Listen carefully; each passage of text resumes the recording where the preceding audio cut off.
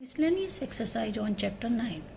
Show that the sum of m plus nth and m minus nth term of an AP is equal to twice the mth term. Okay. It is in AP. The formula of finding the kth term is a plus k minus 1 into t. Okay. M plus nth term am plus n. Okay. It means a plus m plus n minus 1 into t, and m minus nth term a plus m minus n minus 1 into t, and formula of am equal to a plus m minus 1 into d. Adding 1 and 2, these are the two, 1 and 2. So we have a m plus n plus a m minus n. Okay, equal to जब add करेंगे तो क्या आएगा 2a plus m plus n minus 1 plus m minus n minus करेंगे तो क्या हो जाएगा प्लस, सॉरी ऐड कर रहे हैं ना, तो माइनस इंटू टी. एडिंग करेंगे तो n कैंसिल, क्या हो जाएगा 2a plus 2m minus 2d.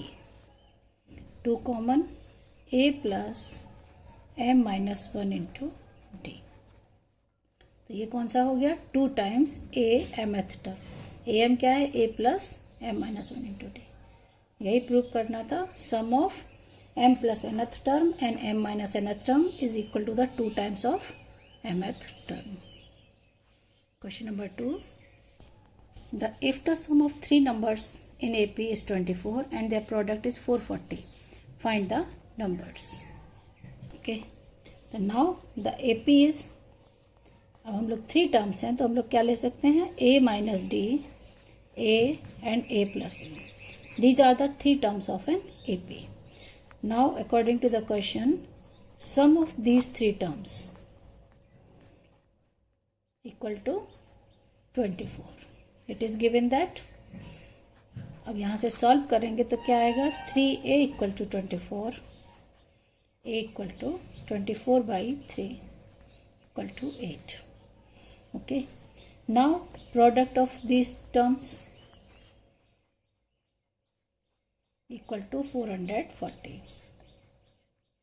तीनों का मल्टीप्लाई करेंगे ये आएगा. Okay, just put the value of a. 8 into 8 minus d, 8 plus d equal to 440. ये हो जाएगा 64 minus d square. A plus b, a minus b क्या होता है a square minus b square, and 440 divided by 8, it is equal to the 55. Now minus d square equal to 55 minus 64. Minus d square equal to minus 9, minus cancel, d equal to plus minus 3. और अब हमको क्या बताना है, find the numbers. तो if d equal to 3, then the numbers are a minus d, a and a plus d. तो ये क्या हो जाएगा 8 minus 3, 8, 8 plus 3. The series is 5, 8, 11. If difference is minus 3, what will happen, 8 minus minus 3, 8, 8 plus minus 3. तो number क्या हो गया 11, 8, 5. These are the numbers. Okay, now question number 3. Let the sum of n, 2n and 3n terms of an AP is S1, S2 and S3 respectively. Show that the S3 equal to 3 times S2 minus S1. S1 equal to sum of n terms. The formula is n by 2, 2a plus n minus 1 into t. This is the first equation. S2 sum of 2n terms. It means just put n equal to 2n.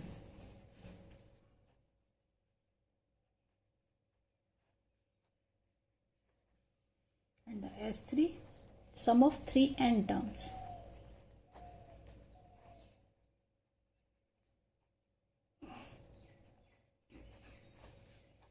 Okay. Now we have to prove that S3 equal to 3 times S2 minus S1.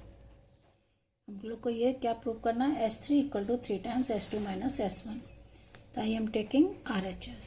S2 minus S1, it means 2n by 2, 2a plus 2n minus 1 into D, okay, bracket closed, minus n by 2, 2a plus n minus 1 into D. Now solve. 3. First we take the 2a. 2a common means 2n by 2 minus n by 2. It is 2a. Okay. Same 2n minus 1 multiplied by 2n by 2. यहाँ पर हम लोग n का multiply करेंगे. n into 2n minus 1 minus, अब हमको क्या करना है? माइनस करना है. तो अगर हमको माइनस करना था तो ये क्या हो गया टर्म यहाँ पर, और ये माइनस का मल्टीप्लाई करेंगे तो अंदर क्या हो जाएगा? Minus n by 2 n minus 1 and the common d. इसमें कॉमन d हो जाएगा होल ब्रैकेट. 3 टाइम्स ये क्या हो गया? यहाँ पर क्या बचेगा? 2n माइनस n यानी n by 2 into 2a. 2 cancel, और यहाँ पर हम लोग n को बाहर ही छोड़ेंगे तो ब्रैकेट में क्या आ जाएगा? 2n minus 1 minus 1 by 2 n minus 1 into D. ये n को हम लोग कॉमन निकाल देते हैं तो ये आ जाएगा 3n. ओके, 3n लेंगे और एलसीएम ले लेते हैं सबका 2. तो ये क्या हो जाएगा? 2a प्लस n बाहर चला गया, ये हो गया 2 टू ज़ा 4n minus 2 minus n plus 1 into this one is into D. तो 2 इधर चला जाएगा 3n by 2 और ये हो गया 2a plus 3n minus 1. It means 3 times of S, 3 times नहीं sorry S3. S3 means sum of 3n terms. 3n by 2, 2a plus 3n minus 1 into D. Next question. The question number 4. Find the sum of all numbers between 200 and 400 which are divisible by 7. Between 200 to 400. Between 200 to 400. तो सबसे smallest number divide होगा 7 से 203.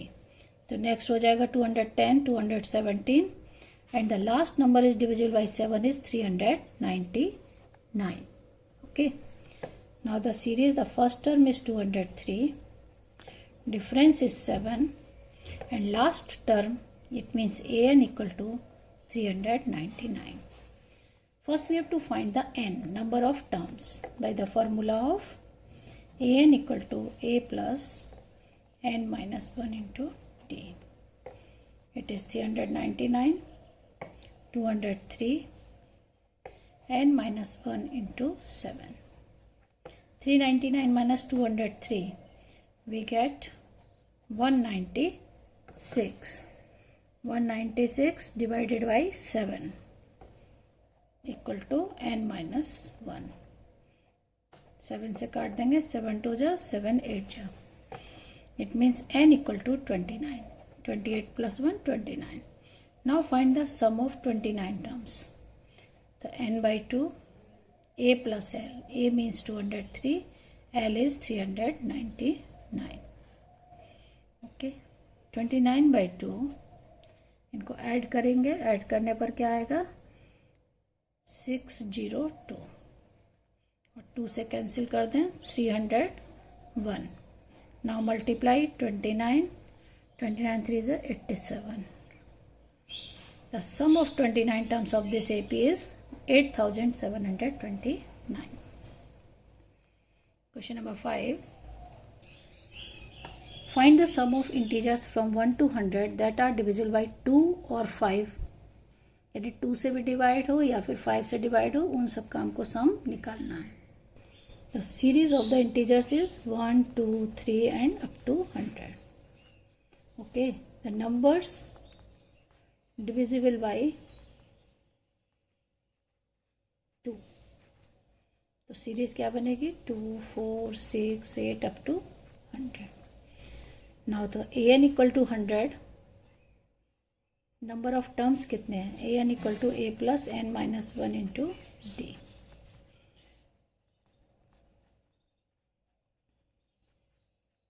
d is 2, difference is 2. So we can find 98 divided by 2, n minus 1 equal to 100 minus 2, 98 by 2, 49. It means n equal to 50. The sum of these 50 terms, first हम लोग क्या निकाल लेंगे? 2 से डिवाइड होने वाले सारे नंबर्स का सम. तो ये क्या हो जाएगा? 50 by 2, 2 into 2, first term is 2 and 50 minus 1 into d is 2. So we get 50 by 2 means 25, 4 plus 49 into 98. It is 102 multiplied by 25 is 2550. Okay. Next, the numbers divisible by 5. The numbers are 5, 10, 15 and last term is 100. Now find the number of terms which are divisible by 5.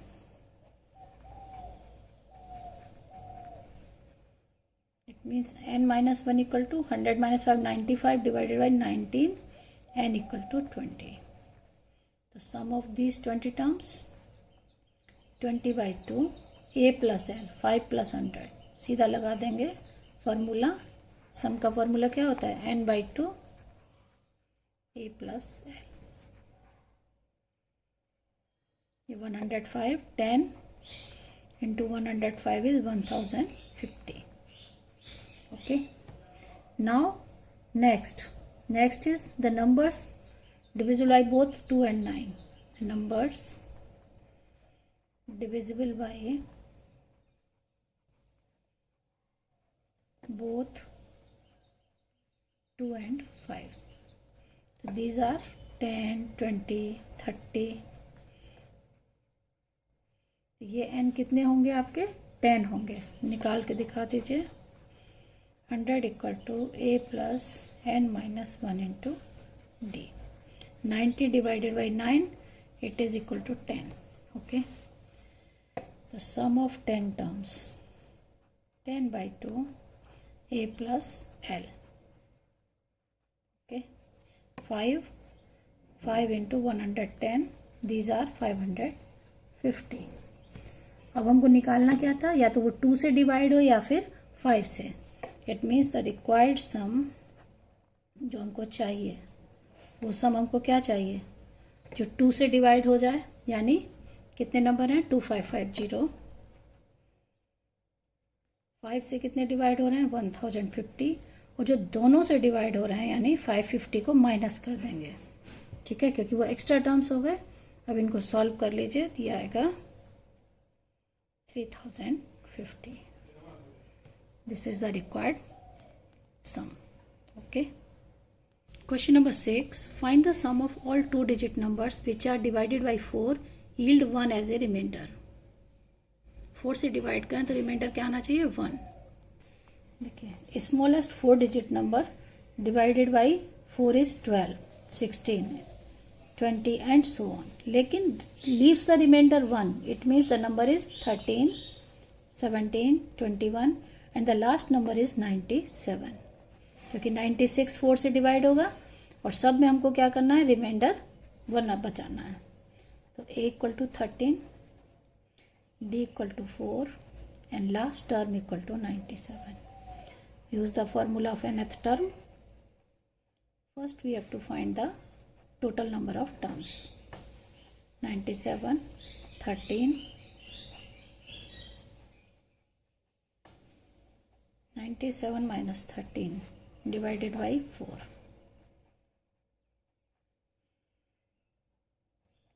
84/4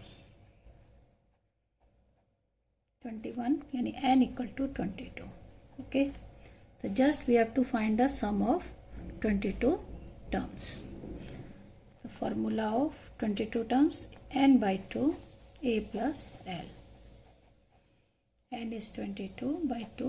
A is first term is 13 and last term is 97. 11 into 110. Okay, 11 into क्या हो जाएगा 0 1 2 1 0. Okay, question number 7.